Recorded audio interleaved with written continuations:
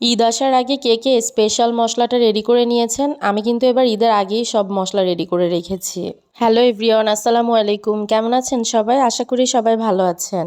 তো বাসায় গেস্ট আসবে, এজন্য একবারে অনেক মাংস ধুয়ে রেডি করে নিয়েছি। আর অনেক মাংস রান্না করার সময় কিন্তু সব মশলা হাতে মাখিয়ে রান্না করলে বেশি মজা লাগে।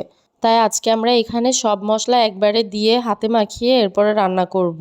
আর এখানে শেহজাদের চাচি সব মশলা একে একে দিয়ে দিচ্ছে।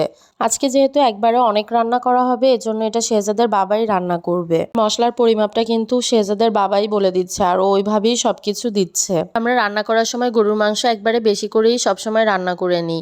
প্রথম দিন রান্না মাংস খাওয়ার থেকে বারবার জাল দিয়ে খেলে ওইটা বেশি স্বাদ লাগে। আর আমার তো জ্বালানো মাংস খুবই পছন্দ।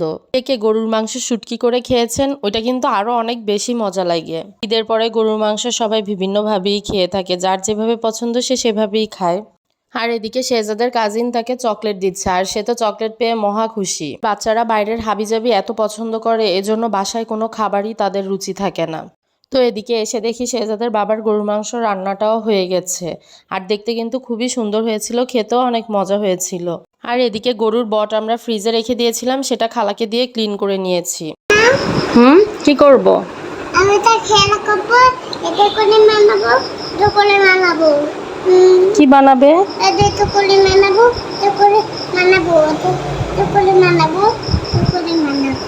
তো দুপুরের খাওয়া সবাই শেষ করে নিয়েছে। এরপর আমি বিকালের জন্য একটা ডেজার্ট আইটেম রেডি করে নিচ্ছি। এখানে আমি কাস্টার্ড বানাবো, এর জন্য আমি দুধ ভালো করে জাল দিয়ে ঘন করে নিয়েছি।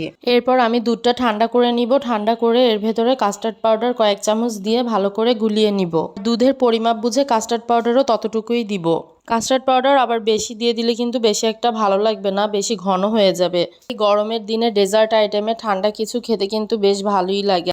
কাস্টার্ড ঠান্ডা করে খেলে কিন্তু পুরো আইসক্রিমের মতো লাগে, এজন্য এটা বেশি সবাই পছন্দ করে। তো এদিকে কাস্টার্ড পাউডার গোলানো শেষ হয়ে গেলে এটা দুধের সাথে মিক্সড করে দিতে হবে।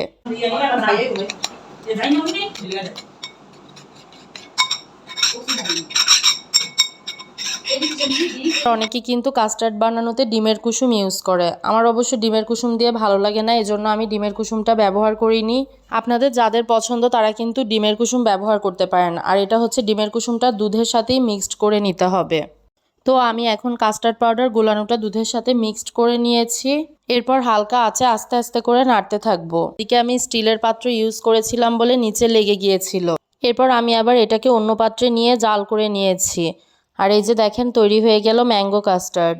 কাস্টার্ডে অবশ্য অনেকে অনেক রকম ফল দিয়ে খেতে পছন্দ করে, কিন্তু আমার কাছে আম আর কলা দিয়েই বেশি ভালো লাগে।